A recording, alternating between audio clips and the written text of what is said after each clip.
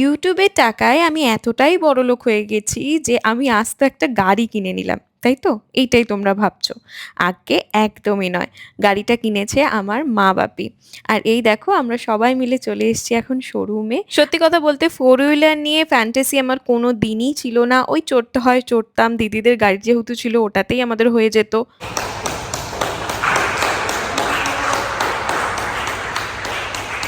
আমি যখন ছোট ছিলাম আমাদের বাড়িতে অলরেডি ফোর হুইলার ছিল, কিন্তু তখন গাড়িটা খারাপ হয়ে যাওয়ার পর বাপি আর কেনেনি, কারণ বড়দিদিদের যেই গাড়িটা ছিল সেখানে আমাদের সবার হয়েও যেত, অসুবিধা হতো না। কিন্তু এখন ছোট দিদি যেহেতু অনেক দূরে দূরে মেকআপ করাতে যায়, তো স্কুটি করে যায়, মায়ের খুব চিন্তা হতো, তো বলতে পারো বাপি ওর জন্যই গাড়িটা কিনেছে। হ্যাঁ, আমরা সবাই গাড়িটায় উঠবো অবশ্যই।